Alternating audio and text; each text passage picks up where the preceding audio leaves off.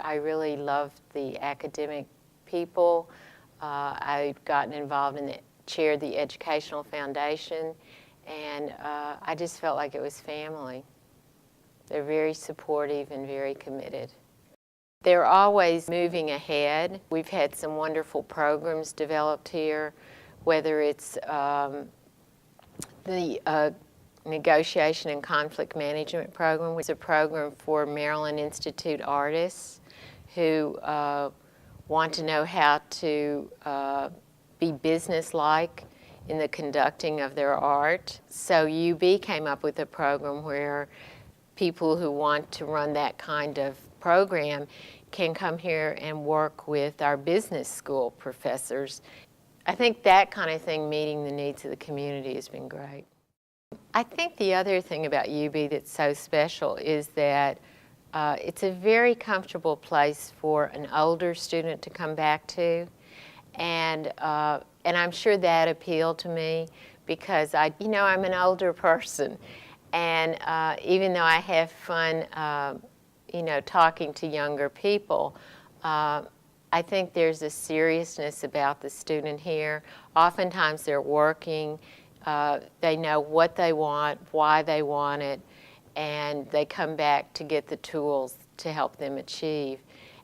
Growing up in a small town, the lawyer, the banker, they were your friends and they were looking out for you. And there was one particular lawyer in town who was, always dressed in a suit, and he was always out there helping people in a quiet way. So I guess I pretty much took that philosophy with me, and given the opportunities I've had, I've always wanted to, give back and help things grow. And University of Baltimore is a great opportunity, and I think we've been so lucky to have the people that we've had involved here. I'm very interested in seeing University of Baltimore succeed.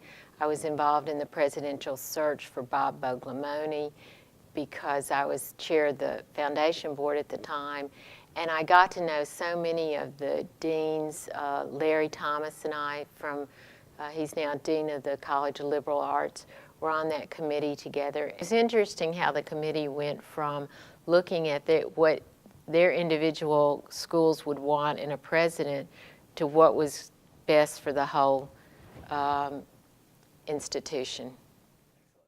I have a law degree and a degree from the College of Liberal Arts. I found that a lot of these things can be resolved so much better by mediation than by going to court, especially in the family area where you have people that are still going to stay connected.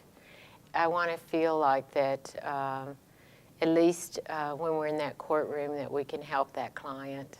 It's a very new program, and at the time it started there were only 2 in the state of Maryland, and one was at College Park and one was here. It is expanding, and Judge Bell of the Court of Appeals here in Maryland has made it an important means of resolving issues. He's recognized the value of it, and I think a lot more practitioners are. I also try to look at the school as a whole because I think a place is only as healthy as its parts. I've stayed involved with the law school. I've been on the law school advisory board, which keeps me up to date with what's going on the law school side. We have a family law clinic and other clinics. You're learning the practical side of going into court and doing things before you have the enormous responsibility of being the sole person there representing and answerable for the presentation of that case. And I do think that there's a real push to be practical in your practice.